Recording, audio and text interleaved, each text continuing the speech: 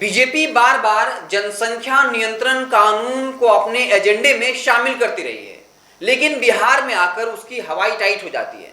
हमने आपको बताया था कि कैसे एक बार नीतीश कुमार ने बीजेपी के दो मंत्री रामसूरत राय और जनक राम के ठीक सामने जो है मीडिया के सामने ये कह दिया कि बिहार में जनसंख्या नियंत्रण कानून की जरूरत नहीं है।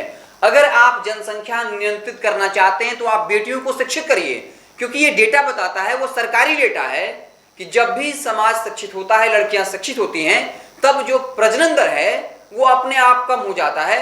और उदाहरण दिया गया केरला का कि ऐसा राज्य जहां लिटरेसी रेट जितना ज्यादा है प्रजनन दर उतना कम है, और जिस राज्य में लिटरेसी रेट कम होता है महिलाओं का, वहां पर जो है प्रजनन दर ज्यादा होता है। और अब उनके प्रवक्ता, तेज तर्रार प्रवक्ता नीरज कुमार ने जनसंख्या नियंत्रण कानून की बखिया उधेड़ दी और डेटा के जरिए बताया कि कैसे देश को, बिहार को जनसंख्या नियंत्रण कानून की जरूरत जो है वो नहीं है। पहले आप सुनिए क्या कुछ कह रहे हैं नीरज कुमार। माननीय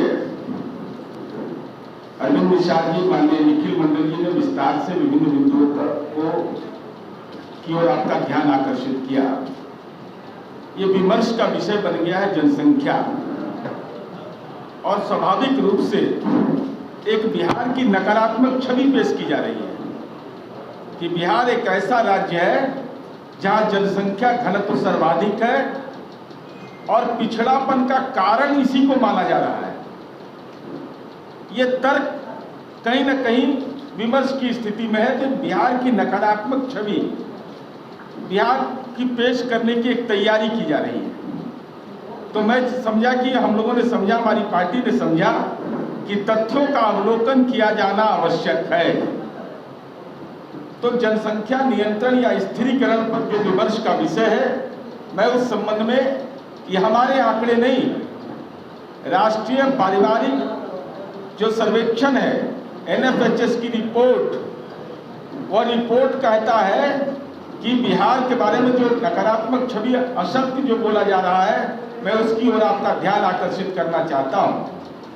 NFHS की रिपोर्ट में जो हमारा प्रजनन दर था बिहार का 2015-16 में 3.41 और 2019-21 में हुआ 2.98, 0.43 का प्रजनन दर में कमी आई है बिहार का।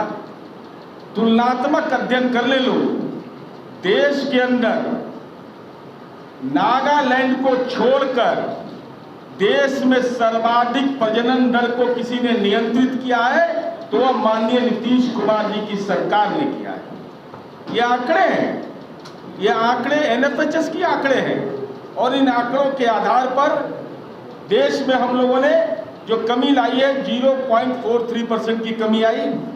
और हम ये बताना चाहते हैं, जो लोग इस पर विमर्श कर रहे हैं उनको यह देखना चाहिए कि जो राष्ट्रीय स्तर पर नेशनल एवरेज जो इस मामले में है 0.20 और बिहार का 0.43,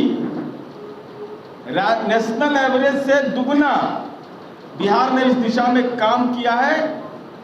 एक हमारी यह महत्वपूर्ण उपलब्धि है।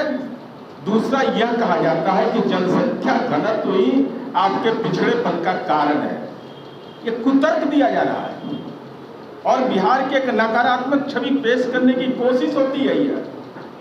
तो मैं उनसे सवाल ये पूछना चाहता हूं कि देश के अंदर में बिहार, बंगाल और केरला, ये 3 महत्वपूर्ण राज्य हैं जिनका जनसंख्या घनत्व सर्वाधिक माना जाता है। तो केरला कैसे विकसित हो गया? केरला विकसित राज्य की श्रेणी में कैसे आया? प्रजनन दर को नियंत्रित करने में अगर सर्वाधिक देश के अंदर में कमी लाया तो केरला लाया। तो आपने सुन लिया कि बिहार में बीजेपी भले ही बड़े भाई की भूमिका में हो, लेकिन चलती जो है वो JDU की है। जनसंख्या नियंत्रण कानून, जिस पर बीजेपी के तमाम दिग्गज नेता बड़े बड़े बयान देते हैं, लेकिन नीतीश कुमार और उनके प्रवक्ता नीरज कुमार ने बाकायदा सरकारी डेटा का जिक्र करते हुए बता दिया कि जनसंख्या नियंत्रण कानून की जरूरत नहीं है।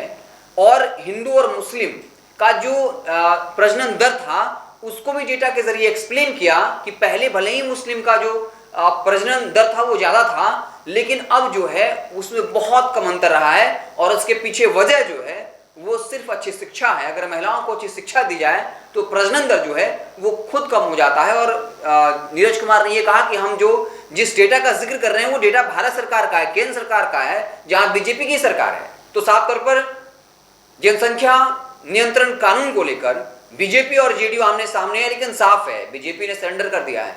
जेडीयू के हर बात को बीजेपी मान लेती है। शायद इस वक्त फिलहाल उनके पास कोई उपाय नहीं। अगर वो सत्ता में बने रहना चाहते हैं नीतीश कुमार के हर बात को उनको मानना ही पड़ेगा।